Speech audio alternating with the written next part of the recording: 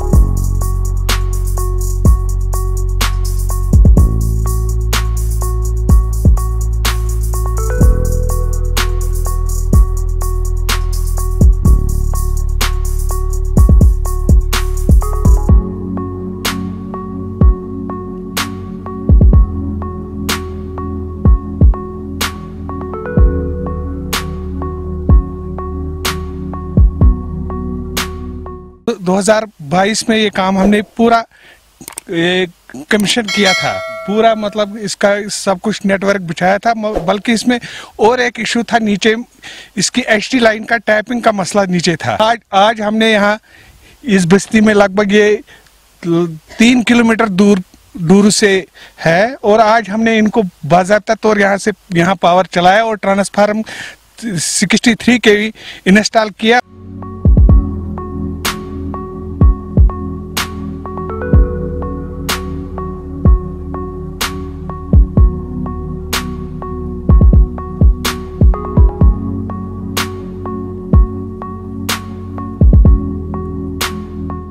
आज हमने पहली दफ़ा एक बल्ब देखा बिजली का, अंधेरे वाली ये बस्ती थी। आज लाइट देखी। आज बच्चे हमारे बहुत खुशी से पढ़ेंगे और किताबों को भी अच्छे से ध्यान से देखेंगे। तो बहुत मुश्किल होती थी हमें लाइट की। लाइट देखते देखते हमें वो जंगल की लकड़ी लाते थे, वो लशी वो जलाते थे हम। गवर्नमेंट का बहुत बहुत शुक्रगुजार करते हैं। तो वोट मांगने आते थे, वरना आज तक नहीं दिया। तो आज गवर्नमेंट के बहुत शुक्रगुजार हैं। पहली दफ़ा हमने यहाँ बल्ब देखा।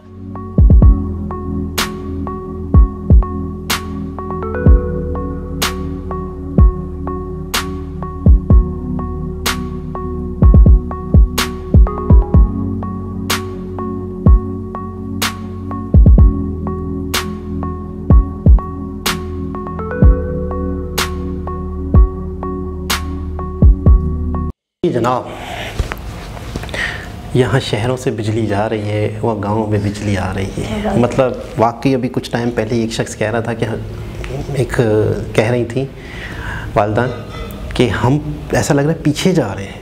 मतलब जैसे हम आगे बढ़ते हैं, नई नई चीज़ें आती हैं, टेक्नोलॉजी आती है, गैस आता है या कोई और चीज़ें आती हैं, नई नई चीज़ें आती हैं, लेकिन ऐसा लग रहा है जैसे हम पीछे जा रहे हैं, पिछले दौर में दोबारा से जा रहे हैं। जहाँ पे लकड़ियाँ चलाना, बाकायदा लकड़ी के चूल्हे बिक रहे हैं, बाकायदा लकड़ी के कोयले जहाँ पे सिलेंडर्स बिक रहे हैं ना, मैंने वो देखा, वहाँ पे लकड़ी के चूल्हे भी बिक रहे हैं। तो मतलब ऐसा लग रहा है कि हम रिवर्स हो रहे हैं, बाकायदा रिवर्स हो रहे हैं। और मम्मी कह रही थी कि बाज़ार में निकलो तो और भी हज़ारों चीज़ें हैं, लेकिन सिलेंडरों की भरमार लगी हुई है। और चूल्हे, इलेक्ट्रिक चूल्हे और सिलेंडर और इस तरह की चीज़ें, बाकायदा उन पे लोग ऐसे टूट के पड़ रहे हैं कि मतलब यही ख़रीदना है और ज़िंदगी में कुछ रहा ही नहीं। अच्छा, मैं आपको एक और अच्छी सी बात बताऊँ कि हमारे कराची में सिंध में बहुत महंगाई है ना। आपको पता है हमारे साइड का जो कश्मीर है वहाँ बहुत सस्ता है। वहाँ पे इलेक्ट्रिसिटी के बिल 200 रुपये से 150 रुपये से ज़्यादा नहीं आते। वहाँ पे 1 किलो दूध पता नहीं 50 रुपये किलो है कि 45 रुपये किलो है। तो मैं जब मुझे ये बात पता चली, मेरे इल्म में आई गैस भी बहुत सस्ता है, बिजली भी बहुत सस्ती है, मतलब बिल्स तो ऐसे हैं ना के बराबर, 150-200 रुपये क्या औकात रखते हैं मेरे हिसाब से तो।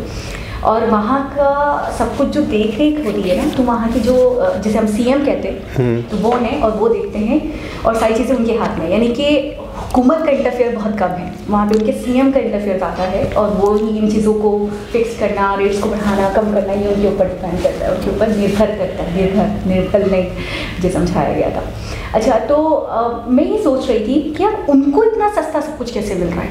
उनकी बड़ी बात है, मैं खुद अभी जैसे आप बता रही हैं तो मुझे हैरत हो रही है। अच्छा, दूध की हद तक तो समझ में आता है। और आपको पता है वहाँ का इंफ्रास्ट्रक्चर भी बहुत अच्छा बना है, वहाँ पे होटलिंग की, आपको याद होगा एक वीडियो हमने देखी थी कि यहाँ ड्रीम चैजर वो रो पड़े थे, कह रहे थे वहाँ पे होटलिंग तो देखें, वहाँ पे होटल नीलम वैली में, हाँ नीलम वैली में। और आप यहाँ पे देखें कि हमारा बिल्कुल इनका वाला साइड बंजर हो रहा था बिल्कुल, और वहाँ बड़ी आबादी थी। तो मैं सोच रही हूँ ऐसा क्या मसला है, ऐसा क्या नुकता है, ऐसा क्या पॉइंट है कि वहाँ पे इतनी फैसिलिटीज़ हैं, वहाँ पे इतने काम हुए हैं, वहाँ पे तरक्की काम, वहाँ पे बिजली आपको पता है बहुत पहले से यहाँ पे अब आई है, और वहाँ पे काफ़ी पहले से है, शुरू से ही है तकरीबन। तो वहाँ पे बड़े तरक्याती काम हुए हैं, वहाँ पे बड़ा काम हुआ है, वहाँ पे बड़ी इन्वेस्टमेंट गई है, वहाँ के लोगों को बड़ा फैसिलिटेट किया गया है। और हम बेचारे जो सिंध के लोग हैं, जो पंजाब के लोग हैं, ये पिस रहे हैं। बिल्कुल ऐसा लगता है हम अपनी जेबों पे, यानी कि हम अपनी जेबों पे उनको पाल रहे हैं। जो जिनसे 150 रुपये ले रहे हैं, यकीनन वो 150 रुपये तो जो दे रहे हैं तो वो उतनी बिजली तो नहीं यूज़ कर रहे हैं, वो कहीं ना कहीं हमें देना पड़ रहा है। नहीं, असल में वो वाकई 150 की बिजली यूज़ कर रहे होंगे। कैसे? लेकिन हो ये रहा है कि हमसे ज़्यादा लिए जा रहे हैं।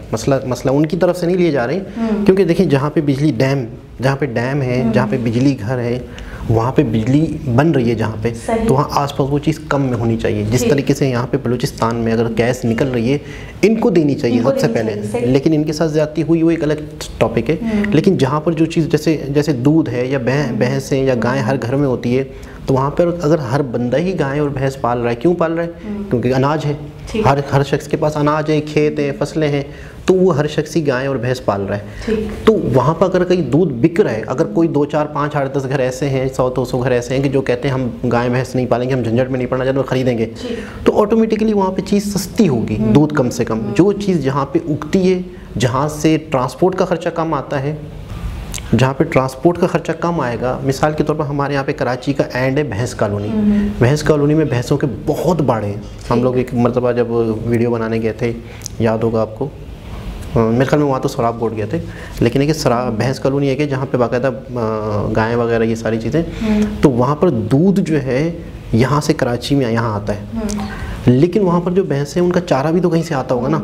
तो असल चीज़ मारती है ट्रांसपोर्ट, आपकी कौन सी चीज़ कहाँ पर है। हमारे यहाँ इसलिए महंगी कि आपको ट्रांसपोर्ट मारता है, लेकिन इसके अलावा टैक्स इतने शदीद बढ़ाए जा रहे हैं। कहूँगी कि एक ही जगह पे तो सब कुछ तो नहीं उगता होगा, सब कुछ तो नहीं होता होगा, ये तो मानने वाली बात नहीं है। कुछ ना कुछ तो मंगवाते होंगे, कुछ ना कुछ तो होता होगा, लेकिन उस पर भी उनसे बहुत कम चार्ज किया जाता है। जो बनता है मुझे ऐसा लग रहा है वो भी नहीं लिया जाता। अच्छा, इंडियन कश्मीर के हवाले सुना है कि वहाँ थोड़ी महंगाई ज़्यादा है क्योंकि इंफ्रास्ट्रक्चर नहीं है। यहाँ पे मैं अपने कश्मीर की बात कर रही हूँ, वहाँ पर मैंने महंगाई का सुना था कि थोड़ी ज़्यादा, लेकिन ये वाकई हैरत की बात है। अच्छा, ये ड्रीम चेजर की वीडियो में भी हमें पता चला था कि वहाँ पे रोड्स वगैरह अच्छे बने हुए, पता नहीं वहाँ पर बाकायदा होटलिंग वगैरह हुई है, बाकायदा वहाँ पे बहुत। शायद ये सियासत करते हैं कश्मीर को लेकर या चीज़ें करते हैं, तो शायद इसलिए इन्वेस्टमेंट यहाँ पे लगती है, तरक्याती काम हो सकता है। बिजली वहाँ पे अब आई है, और एक वीडियो हमने और देखी थी, कितनी मुश्किलात, कितनी दिक्कतें थी, जबकि हमारे वाले कश्मीर में तो शुरू से बिजली है और रोड अच्छे हैं। होटलिंग बाकायदा, जब यहाँ से वीडियो बन रही थी और हमारी वाला एरिया दिख रहा था, तो वहाँ पे बाकायदा नीले, पीले, पिंक कलर की जो छतें वतें दिख रही होती हैं, तो मैंने अक्सर देखा है कि नीलम वैली बहुत डेवलप है, वहाँ पे बहुत टूरिज़्म है और वहाँ पर बाकायदा लोग टूरिज़्म के लिए जाते हैं। अच्छा, बिजली के हवाले से कि यहाँ पर सोलर सिस्टम नहीं है, मतलब एक सोचने की बात है, अक्सर शायद सूरज इतना ना निकलता हो या ज़्यादातर ठंड रहती हो कश्मीर, हाँ तो शायद इस वजह से। लेकिन इस वक्त बाकायदा कराची में तो सोलर सिस्टम की बातें हो रही हैं कि अब अपने सोलर सिस्टम लगा लो, अपनी ही बिजली खुद पैदा करो तो बचत है, वरना कोई बचत नहीं है। लेकिन आप जैसे बता रही हैं कि पाकिस्तान वाले कश्मीर में इतनी डेवलपमेंट है या इतना ज़्यादा बेहतर है या चीज़ें सस्ती हैं, तो ये अपने आप में हैरत की बात है कि यहाँ पर अगर फैक्ट्रियों में, कारखानों में चीज़ें बनती हैं। मैंने उनसे पूछा, जो मुझे बता रहे थे, तो उन्होंने मुझे रीज़न ये दिया कि वहाँ पे हमारे जो कश्मीर के जो वो है मिनिस्टर, उनकी चलती है। उन्होंने मतलब सिंपल सा रीज़न ये दिया कि हमारे यहाँ गवर्नमेंट का इंटरफेयर ज़्यादा नहीं है। पाकिस्तानी गवर्नमेंट का, वहाँ का अपना वज़ीर-ए-आज़म। मुझे उनके कहने का मकसद ये था कि आपको जो लूट रहे हैं ना वो आपकी गवर्नमेंट वाले लूट रहे हैं, इसमें तो कोई शक नहीं है। इसमें तो आपको निचोड़ वो रहे हैं, हमारे वाले हमसे थोड़े से मतलब मुखलिस कह लें आप, या ईमानदार हैं, या वो चाहते हैं कि हमारा जो एक स्टेट है वो आगे बढ़े, तो उसके लिए वो तरक्याती काम भी करवाते हैं, वो जो बजट मिलता है वो लगाते भी हैं, वो हमें सस्ती चीज़ें फराहम भी करते हैं। ये भी कहते हैं कि अक्सर के अच्छे हुक्मरान मिलना, कहते हैं कि एक मौलवी बता रहे थे कि अल्लाह ताला दौलत किसको देता है, जो बहुत ज़्यादा सखी हो। अल्लाह ताला हुकूमत किसको देता है, जो लोगों की भलाई करे। लेकिन बोला अल्लाह जब नाराज़ हो जाता है ना, उलट कर बोला उलट, कंजूस होगा उसको दौलत मिलेगी, और जो शख्स बेवकूफ़ होगा उसको हुकूमत मिलेगी। तो मुझे ऐसा लगता है कि वाकई एक और बिलावल ले लें, हाँ, और बाकी अक्सर ये बिल्कुल खुली आंखों से हम देख रहे हैं कि उलट है, और उलट भी इस वजह से कि यहाँ से बहुत सारे लोगों के साथ ज़्यादतियाँ हुई हैं कहीं ना कहीं। इस पूरी कौम से मुझे ऐसा लगता है कि खुदा ऐसा नाराज़ है जिसका असर सबको भुगतना पड़ता है।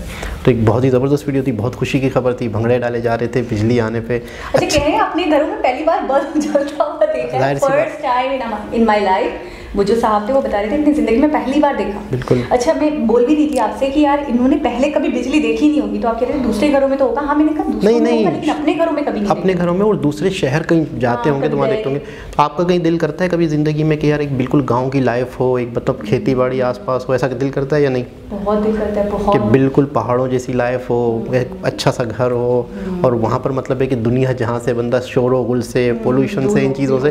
लेकिन मुझे ऐसा लगता है कि हम शहरों के लोग वहाँ पे कुछ टाइम तो अच्छा गुजारेंगे। मुझे ऐसा लगता है कि कहीं ना कहीं जाके फिर बोरियत होगी। तो बहुत अच्छा लगा, बहुत खुशी की खबर थी। दोबारा किसी और के साथ से मुलाकात होगी, जब तक के लिए अल्लाह हाफ़िज़।